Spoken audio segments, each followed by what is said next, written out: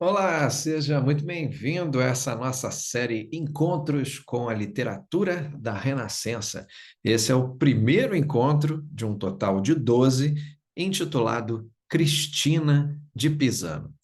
As 12 aulas desse curso, Encontros com a Literatura da Renascença, vão apresentar uma introdução a escritores que estão no centro da herança literária ocidental.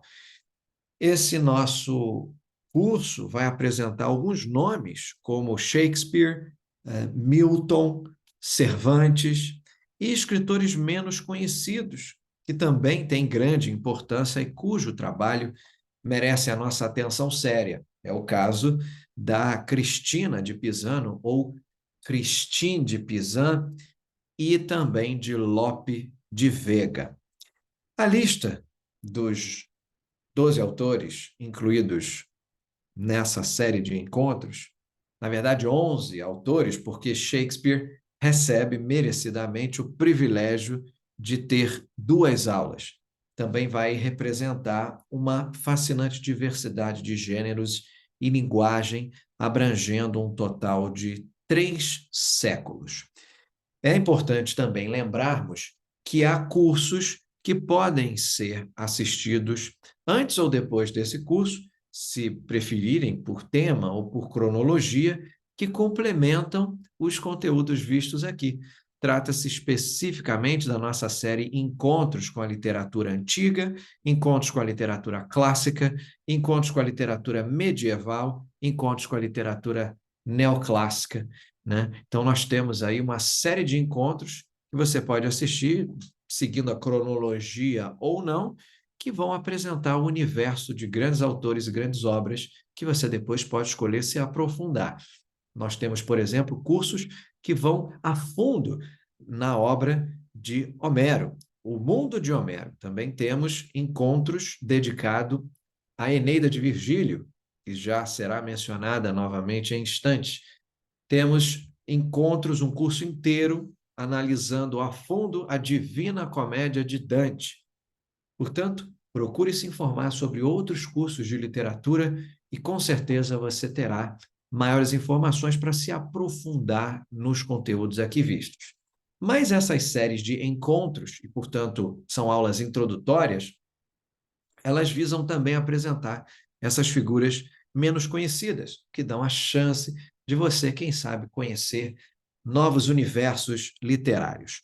Procedendo cronologicamente, o nosso curso começa com Cristina de Pisano, no encontro de hoje, falando do seu livro da Cidade das Senhoras, ou Cidade das Damas, que foi escrito em francês, publicado no início do século XV, e cuja obra representa uma transição da Idade Média para o Renascimento. Após essa nossa primeira aula de hoje sobre Cristina de Pisano, passaremos nas próximas 2 aulas a 2 autores que escreveram em latim, o inglês Thomas Moros e o holandês Erasmus, Erasmus de Roterdã, juntamente com os temas das 2 aulas seguintes. Falaremos de Montaigne e Rabelais, 2 autores franceses do século XVI, portanto, escreveram em língua vernácula, em língua francesa, que ajudam a definir o movimento que passou a ser conhecido como humanismo. Isso é interessante da literatura renascentista, o fato dela cada vez mais, seguindo o modelo dos fins da Idade Média, começa a se expressar nas línguas locais, nas línguas dos estados nacionais europeus, né? Então, as 4 aulas seguintes são sobre o teatro, começando com os contemporâneos ingleses de Shakespeare, Christopher Marlowe, e terminando com o seu contemporâneo espanhol, Lope de Vega. As 2 aulas sobre Shakespeare em si, coloquei uma comédia e uma tragédia. O Mercador de Veneza na comédia e Hamlet na tragédia, como uma forma de explorar a amplitude da obra do nosso bom William Shakespeare. Lembrando que nós temos a nossa série Comédias de Shakespeare e temos também outras séries dedicadas a obra do maior dramaturgo de todos os tempos.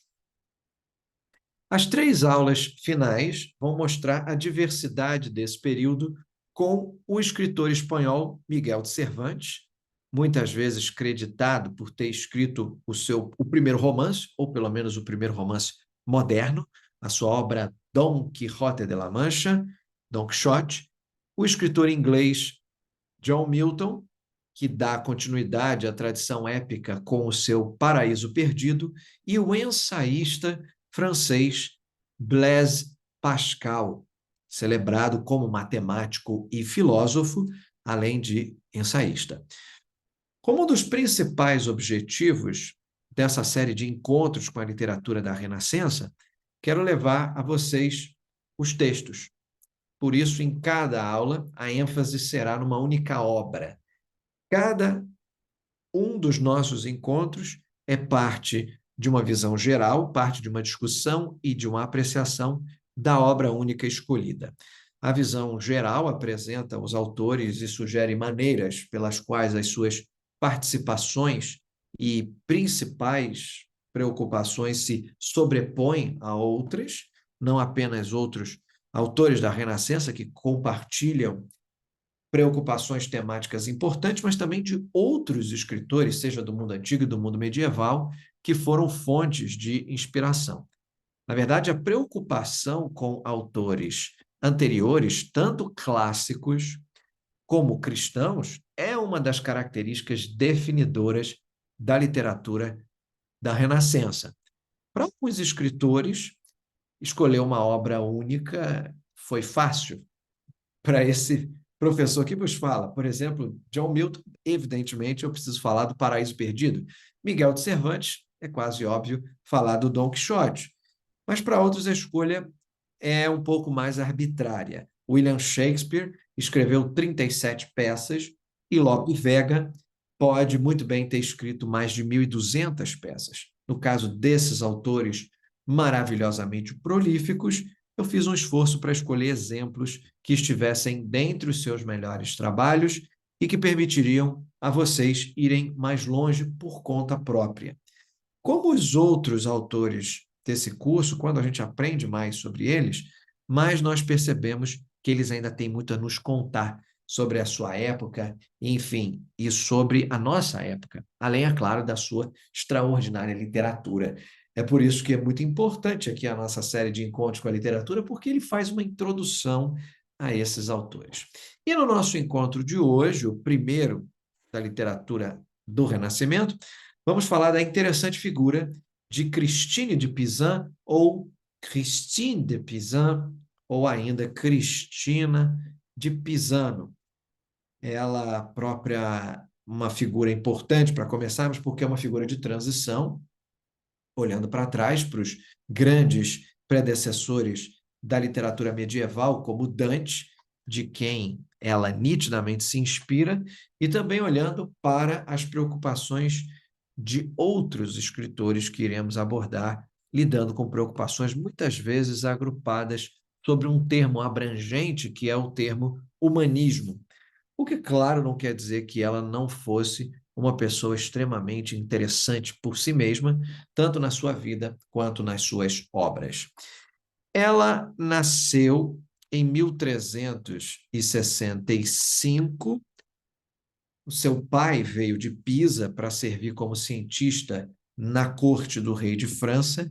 Então, Cristina de Pisano, esse Pisano vem justamente de Pisa, e um dos resultados disso foi que a própria Christine recebeu uma educação muito sólida. Ela, na verdade, teria nascido localmente próximo a Veneza, mas como o pai era de Pisa, acabou tendo essa associação com o seu nome, Cristina de Pisano. E ela foi entregue em matrimônio aos 15 anos de idade, o que não é tão incomum na sua época como seria hoje. Ficou viúva aos 26, teve 3 filhos, passou a escrever como forma de se sustentar. E uma das coisas que a torna uma figura tão interessante na história da literatura, caso você nunca tenha ouvido falar de Cristina de Pisano, é que ela é considerada a primeira mulher a fazer carreira nas letras. Realmente utilizar as letras como uma forma de pôr o pão na mesa. Ela foi uma escritora popular e influente na sua época e é popular e influente até hoje, embora os séculos seguintes não tenham sido necessariamente tão gentis com ela, eu devo dizer. Ela escreveu sobre uma ampla variedade de tópicos. Ela escreveu, por exemplo, uma biografia de Joana d'Arc. Entrou em alguns dos debates importantes da época, incluindo um debate sobre o importante texto medieval o Romance da Rosa, que nós estudamos na nossa série Encontros com a Literatura Medieval. Ela escreveu um acréscimo a um importante livro sobre a guerra, traduziu, fez acréscimos por conta própria, e ela escreveu também alguns manuais de conduta. Escreveu alguns manuais de conduta para mulheres. Então, é uma figura prolífica. E essa obra, na qual nós vamos nos concentrar, eu acho que se poderia argumentar que é a sua melhor obra, ou pelo menos a sua principal obra, aquela que mais teria a dizer, né? Se você não concordar que A Cidade das Damas ou A Cidade das Mulheres não é a melhor de suas obras, pelo menos concordaria que é aquela que mais tem a dizer ao público de hoje, do século XXI. Essa obra, como eu disse, A Cidade das Damas ou A Cidade das Senhoras, é uma alegoria em que Cristina ataca o antifeminismo da sua própria cultura. É composto de histórias de mulheres virtuosas, e o que Cristina enfatiza repetidas vezes é que as mulheres podem ter, sim, virtudes como os homens. Esse pode parecer um ponto bastante óbvio, mas o que Cristina diz no livro é que as mulheres têm, de fato, historicamente, e naquele momento, naquele tempo presente, sido menosprezadas de muitas formas diferentes. E, na verdade, existem livros por aí que dizem que as mulheres não têm, que elas não são capazes de ter virtudes, ou pelo menos não no mesmo grau que os homens. E há também uma expectativa de que as mulheres não serão realmente tão boas como os homens. E o que a Cristina de Pisano diz é: olha, é muito simples. As mulheres não têm sido tão boas como os homens em muitas áreas porque não tiveram oportunidades iguais em muitas áreas. Veja, né, um texto aí dessa época da Renascença. O livro As Cidades das Damas é um apelo impressionante, comovente, à igualdade de oportunidades e, como tal, tem muito a nos dizer hoje. Ela apresenta tudo isso num quadro alegórico, e esse quadro consiste realmente em construir uma cidade a partir de virtudes que ela pensa que as mulheres, tanto quanto os homens, podem alcançar. A ideia de construir uma cidade a partir das virtudes é uma ideia que, na verdade, remonta a Platão. Quem aí teve a ocasião de se matricular na nossa série de encontros Introdução ao Pensamento Político, ou então na série A República de Platão, sabe muito bem que Platão afirma que uma cidade boa consistirá das seguintes virtudes, que ela será sábia, né? Então terá sabedoria, terá coragem, moderação e terá justiça. Na nossa série Encontros com a Literatura Clássica, também temos uma aula sobre Platão e a sua República, que pode também servir de introdução para compreender que, na verdade, Cristina de Pisano aparece na Renascença com essa ideia platônica e a segue, e, na verdade, vai um pouco além de Platão, relacionando as virtudes à construção física real de uma cidade. Então, ela constrói uma cidade de virtudes na qual a senhora Razão, né, vem construir as fundações, a senhora Retidão ou Retitude vem erguer os muros e os edifícios, e, por fim, a senhora Justiça vai coroar essa cidade com os telhados e decorar ela como um todo. E o que acontece é que essas personificações, essas, né, prosopopeias, Senhora Razão, a Senhora Retidão, a Senhora Justiça, chegam até a narradora Cristina e a educam, contando a ela histórias sobre mulheres que alcançaram a virtude. E ela, nesse caso, segue Dante. Dante Alighieri, na construção de sua vida após a morte, não faz realmente distinção entre personagens reais e personagens fictícios na sua Divina Comédia. Ou seja, os dois vão ocupar o mesmíssimo plano de realidade, de modo que a gente encontra na Divina Comédia de Dante figuras como Ulisses e também Carlos Magno, no mesmíssimo plano da existência. E Cristina de Pisano faz a mesma coisa. Ela conta histórias, em outras palavras, sobre pessoas às quais nós podemos aprender com a história, mas também sobre aquelas pessoas sobre as quais aprendemos lendo outros textos, tendo referências de outras obras. O que é interessante são os textos que ela consulta para extrair esses exemplos de virtude. Ela segue Dante, dessa forma também, na medida que entrelaça figuras clássicas e bíblicas com exemplos da história e chega até a sua época. A estrutura é mais ou menos assim: Cristina, a narradora, estaria sentada, né, em seu escritório, não apenas lamentando todas as coisas ruins que foram ditas pelas mulheres, mas também as internalizando. Ou seja, ela, na ficção da história aqui, passou a acreditar em todas as coisas ruins que as pessoas têm dito sobre as mulheres. Então ela diz: eu realmente tenho que aceitar o fato de que quando Deus criou as mulheres, ele criou uma figura, uma criatura realmente vil. E aí, as três personificações vêm para dissuadi-la dessa posição. E são essas três personificações que vão apresentá-la a oportunidade de aprender, de sair da selva oscura do erro, né? Da floresta escura do erro, como Dante teria feito. Em outras palavras, do mesmo modo, ela segue Dante de uma forma muito deliberada, de uma forma muito autoconsciente. Como Dante tem três guias para a vida após a morte, né? Virgílio, Beatriz e Bernardo, eles vão conduzi-lo da ignorância ao conhecimento, da selva escura de Cristina, ela vai acreditar em todos aqueles estereótipos negativos sobre as mulheres que fizeram parte da tradição em que ela cresceu e, claro, fizeram parte ali da sociedade daquele momento. E o que ela vai fazer é ouvir esses contos, aprender com eles, mas é claro que Cristina, a autora, realmente constrói os contos de forma que eles enfatizam todas as diferentes maneiras pelas quais as mulheres têm sido representativas da virtude.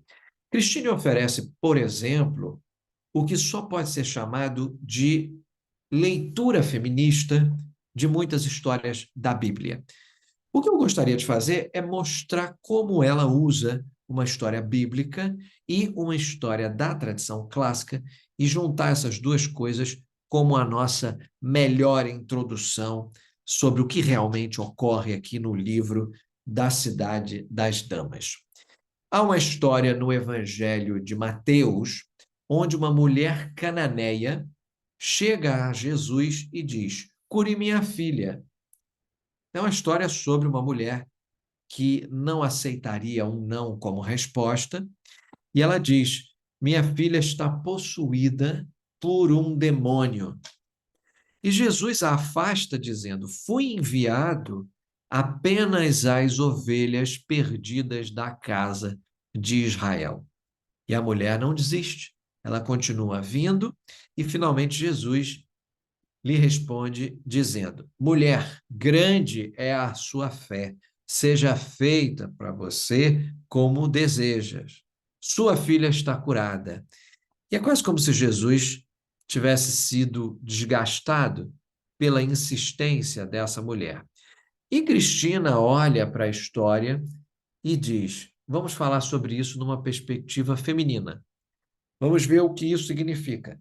E ela apresenta alguns pontos bastante óbvios e outros sutis na sua exegese dessa narrativa do Evangelho. Em primeiro lugar, ela diz: olha, é a tagarelice da mulher que é um sinal da sua fé interior. Ela assume uma qualidade feminina estereotipada, uma qualidade que foi ridicularizada desde as comédias de Aristófanes até as sitcoms, né, do século XX, do século XXI, ridicularizando a figura feminina, e ela vai dizer, isso é realmente, visto nesse contexto, algo positivo e não algo negativo. Em segundo lugar, ela salienta que essa história ilustra que Jesus claramente não ignorou as mulheres e depois compara isso com o presente, ou seja, com a sua própria vida.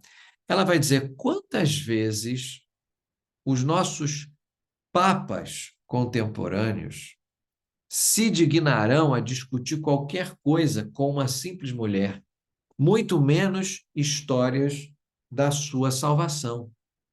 Se nós voltarmos à história por um minuto, a mensagem que eu penso ser evidente em qualquer exegese completa da passagem é que Jesus é algo mais do que simplesmente um Messias judeu. Ele também é um Messias para os gentios. E isso é a sua mensagem é muito maior para um público muito mais amplo do que talvez ele próprio imaginasse. Parece que Cristina sutilmente pega carona nessa noção e sugere que, assim como os gentios que eles são, eles vão se expandir à medida que o próprio cristianismo se expande, de modo que, por exemplo, São Paulo fala sobre uma missão aos gentios. Na nossa série O Cristianismo Esquecido, os Evangelhos Apócrifos, a gente aborda um pouco sobre isso. Quando Agostinho aparece, Santo Agostinho, ele pretende incluir a incorporação de grandes elementos da cultura clássica e do aprendizado clássico no cristianismo. Na última aula da nossa série Encontros com a Literatura Clássica, temos o encontro final justamente com Agostinho. E para Christine, o que ela quer sugerir é que aqueles que precisam ser inseridos de forma mais completa, adequada e plena na comunidade cristã são justamente as mulheres. As mulheres precisam ter o mesmo tipo de privilégios e de direitos dentro do cristianismo que os homens têm. Também é importante, quando olhamos para essa história, perceber o que Christine está fazendo. Ela não está de forma alguma mudando a história bíblica, ela simplesmente destaca alguns pontos que são importantes para os seus propósitos maiores. Um deles, implicitamente, que a exegese dessa história esteve no passado sob o controle dos homens, foram eles que nos contaram o significado da história e o que aconteceria se as mulheres contassem essas mesmas histórias. Apresentariam coisas que não necessariamente se opõem à leitura tradicional masculina da história, mas que poderiam acrescentar algo a ela. Ela sempre respeita a Bíblia e não acredita de forma alguma que seja o seu trabalho mudar as histórias bíblicas.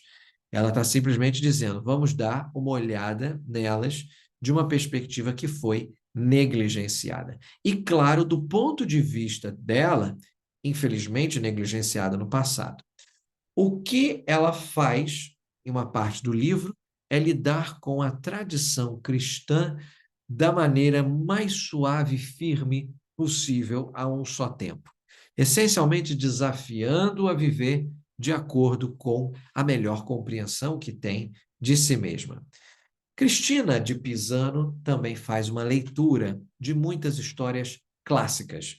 E aqui eu acho interessante ver o que ela faz, não tanto reinterpretar histórias clássicas e a tradição clássica, mas sim reescrevê-las e revisá-las de fato. Uma das mais interessantes é a famosíssima história de Dido e Enéas, contada no livro quarto da Eneida de Virgílio. Na nossa série, a Eneida de Virgílio, abordamos isso extensamente. Igualmente, na nossa série Encontros com a Literatura Clássica, temos uma aula sobre Virgílio. Não é só uma história de amor, das mais tórridas do mundo antigo, mas também é um teste para a relação adequada entre dever e desejo, que é um tema, né, que permeia o cerne da Eneida, o furor, né, e a pietas, o comportamento devido e o desejo. Enéas é levado à costa de Cartago, Dido, rainha de Cartago, vem em socorro, basicamente lhe dá um lugar para ficar, um lugar para, né, se recuperar, se refrescar, e depois lhe dá o seu amor. E assim eles continuam esse romance tórrido até o momento em que Enéas deixa Dido porque o seu dever é prosseguir a viagem e ser responsável, em última instância, por fundar Roma, e muito importante, muito mais importante do que a sua própria felicidade. Na verdade, ele fundaria uma terra, né, se casaria com Lavínia, enfim, e os descendentes dariam origem a Rômulo e Remo, mais à frente Roma seria fundada. Então ele estava destinado, segundo a Eneida de Virgílio, então a felicidade dele ficaria em segundo plano, porque o destino estava na frente. E quando Cristina conta essa história no livro da Cidade das Damas, ela muda de várias formas muito significativas. E eu acredito que vale a pena falar sobre esses modos em que a história é transformada. Uma coisa que ela faz é passar muito mais tempo falando sobre a história da própria Dido, antes dela ficar com Enéas, e acontece que todas as coisas que se aprende sobre Enéas têm paralelo nessa narrativa revisionista da história de Cristina de Pisano. Enéas está exilado de Troia, Dido exilado da Fenícia, Enéas tem que partir, fundar uma nova cidade, esse é o seu destino. Dido já fez isso, ela está em Cartago, governando com sucesso essa cidade na costa da África, devido à sua habilidade e inteligência como líder, algo que, claro, deve ser comparado com as qualidades de liderança do próprio Enéas. Mais do que isso, ela é vista como alguém que superou um grande número de incidentes horríveis na sua vida pregressa. E a razão pela qual ela está fugitiva, em primeiro lugar, a razão pela qual ela teve que deixar a Fenícia, é porque o seu marido foi cruelmente assassinado e o assassino agora está atrás dela. E Cristina conta a história e diz: a propósito, quando isso aconteceu, ela quase morreu de tristeza, porque ela amava tanto o marido que mal conseguia se mexer, mas de repente ela percebeu que não deveria fazer isso, que a vida continua, que ela tinha uma obrigação para com os outros, e assim segue o seu caminho, e das cinzas dessa tragédia ela constrói uma nova vida. É isso que Cristina de Pisano nos diz no livro das Damas. Então, há algumas coisas que valem a pena falar aqui, não apenas o fato de ser um paralelo com Virgílio, mas essa noção de quase morrer de tristeza, sem saber se será ou não capaz de seguir em frente, parece um detalhe biográfico velado, no qual Cristina poderia muito bem estar nos contando algo sobre a sua própria vida, né? E, claro, a morte do seu marido e que há uma espécie de paralelo a ser traçado entre Dido construindo o império e Cristina construindo um império de palavras, se preferirem, ao se tornar uma escritora. Em qualquer caso, também existe todos os tipos de outros paralelos aí interessantes. Em Cristina, o que vemos é que Dido aproveita isso como uma oportunidade e está indo muito, muito bem até o momento em que Enéas aparece. Agora, na versão de Cristina, a razão pela qual Enéas abandona Dido é porque ele é traiçoeiro e não é realmente capaz do tipo de amor, do mesmo tipo de amor que ela.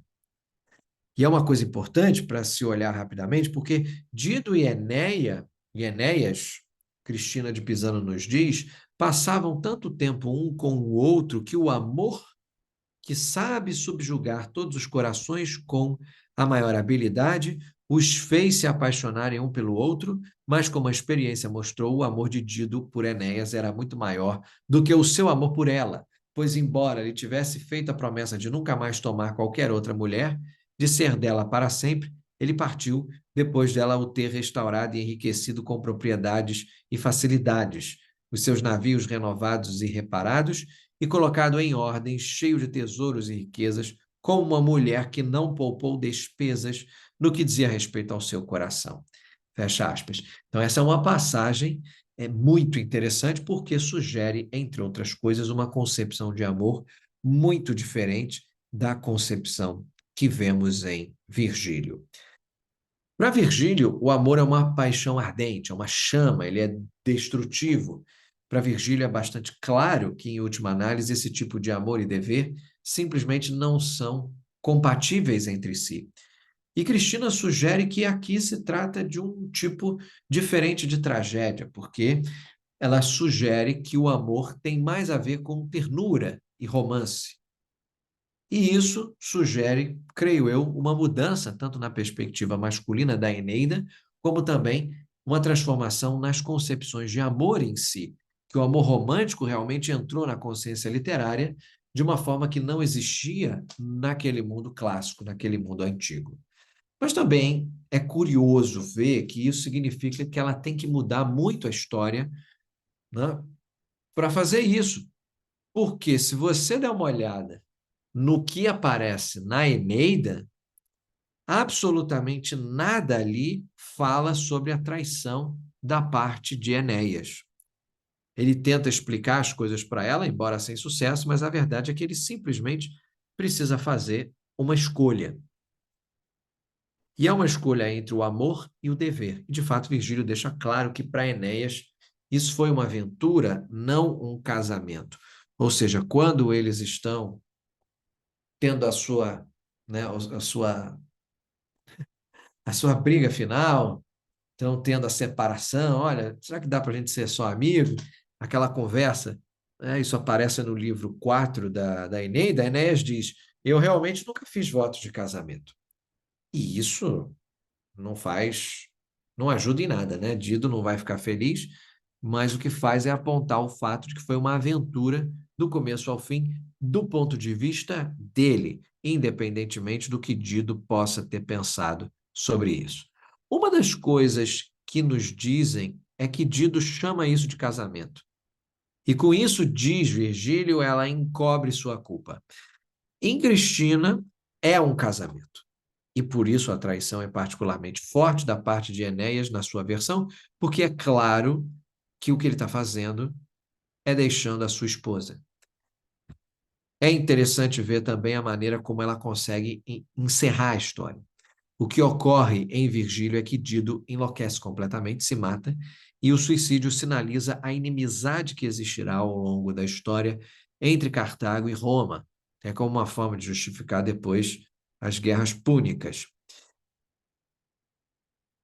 É a resposta de Virgílio a razão pela qual, né, essas batalhas com Cartago serão travadas mais adiante.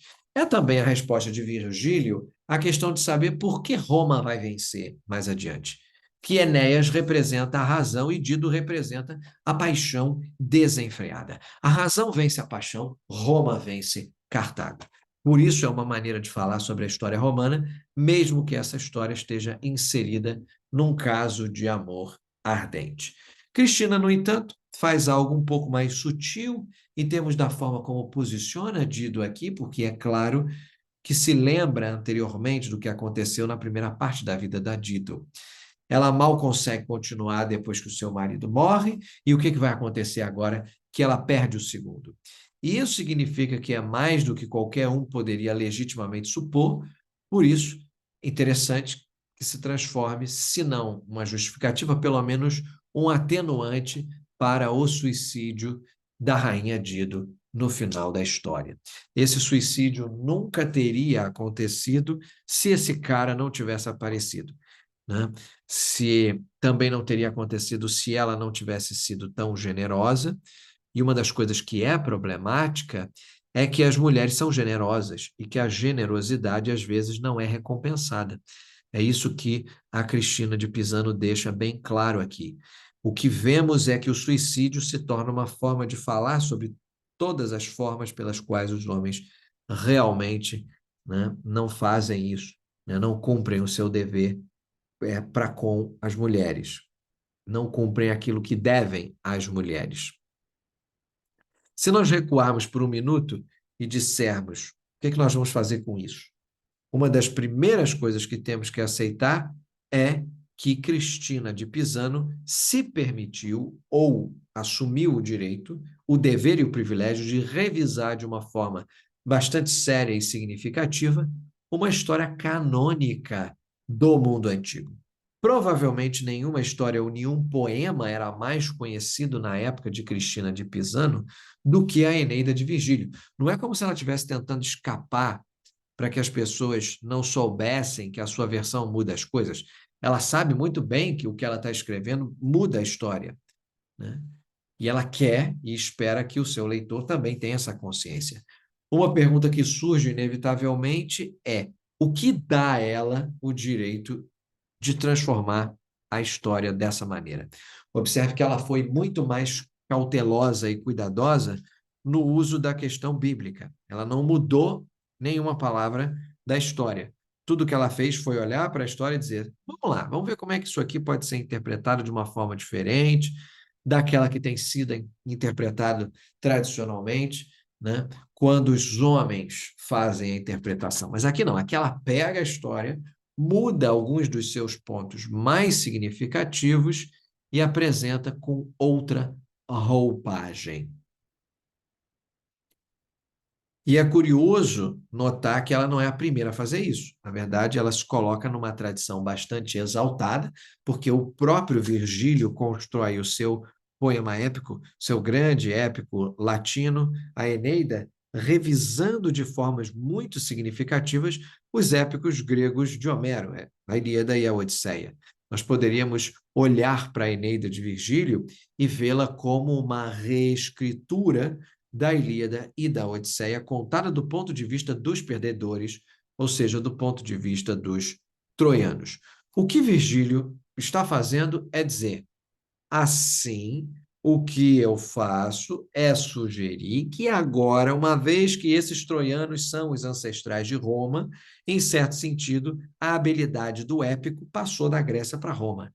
Então, a minha revisão, de alguma forma, é mostrar que fomos além dos nossos antecessores.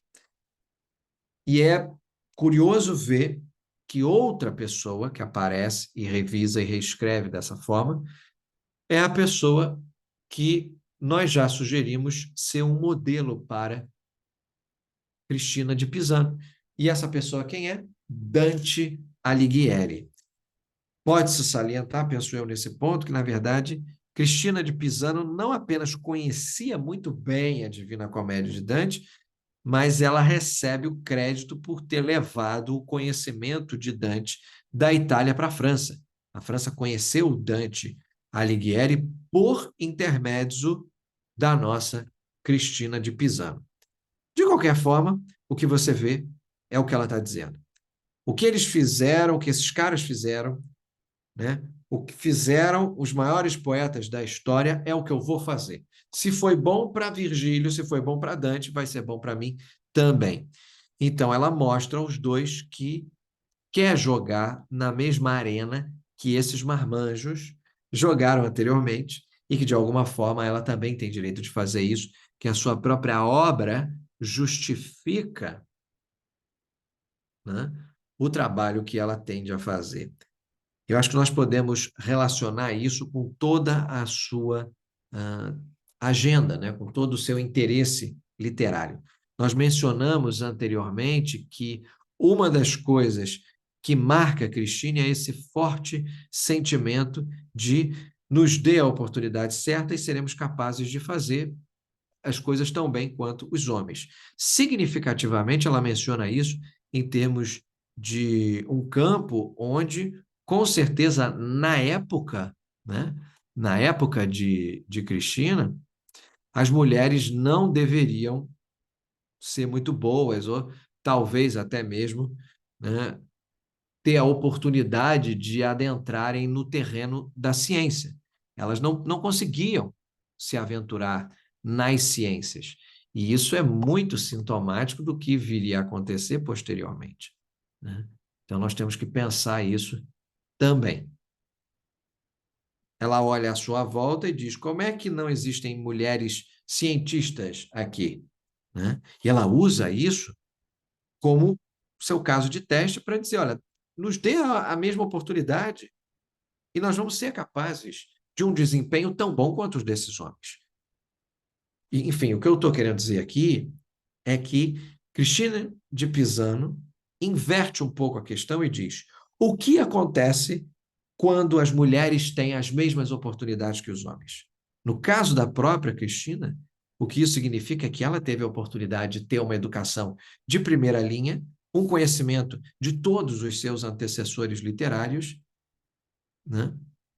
E ela diz: é por isso que eu tenho a oportunidade de ser uma excelente escritora, e não é simplesmente o meu direito alterar esses textos, refazê-los, atualizá-los para o presente, mas é uma espécie de dever que eu tenho, uma obrigação, porque se o que eu estou dizendo faz algum sentido, então significa que as mulheres poderão, assim como os homens, desempenhar os mesmos papéis. Então, me deixem tentar fazer isso, e essa é uma oferta para mostrar o que nós somos capazes. Há também uma outra maneira pela qual Cristina antecipa alguns dos outros autores que nós veremos a esse respeito, porque o que Cristina faz é sugerir que há uma nova linguagem apropriada. Virgílio escreveu o seu poema em latim, claro, Dante escreve no seu toscano, florentino, né, no italiano nascente, e Cristina escreve o livro da Cidade das Mulheres, né, ou Cidade das Damas, em francês. E há duas razões para isso. Primeiro, vamos lembrar, ela ganhava a vida como escritora. O francês era a língua mais apropriada, porque há mais leitores de francês do que do latim nessa época, o que seria ainda mais verdadeiro para o público feminino. Há muitas mulheres alfabetizadas que não estudavam latim. A segunda razão é que Cristina tenta estabelecer uma espécie de momento cultural para a literatura francesa, porque, para ela, ter a possibilidade de se tornar digna de ocupar o seu lugar, né, com o grego, o latim, o italiano e agora com o francês como um veículo valioso para a realização artística, né? Então, muito importante a contribuição de Christine de Pizan, e ela tem, obviamente, uma força, uma contundência aí que nós devemos prezar, né, a um só tempo. É uma dessas figuras que nem todos reconhecem ou identificam de primeira. Talvez nos estudos de literatura francesa seja mais fácil falar de Christine de Pizan, mas ela é uma figura, como eu disse, de transição, que olha para trás, os grandes predecessores medievais como Dante, né? Olha para a antiguidade, para Virgílio e outros grandes, e ela, como que numa síntese, ajuda nessa transição que é a literatura medieval para a literatura da Renascença. Então, eu deixo vocês com a nossa Cristina de Pisano, fazendo votos que vocês sigam pesquisando e encontrem outras obras dela. Só recapitulando como nós vamos trabalhar, eu havia mencionado no começo, mas quero deixar claro o nosso plano de voo aqui na série de encontros com a literatura da Renascença. Próximo encontro dedicado a Erasmus, depois Thomas Moros, e aí vem as aulas Michel de Montaigne, François Rabelais, Christopher Marlowe, as nossas duas aulas de Shakespeare, O Mercador de Veneza, Hamlet, Lope de Vega, Miguel de Cervantes, John Milton e Blaise Pascal. Espero que vocês se divirtam nos encontros com a literatura da Renascença. Até a próxima aula.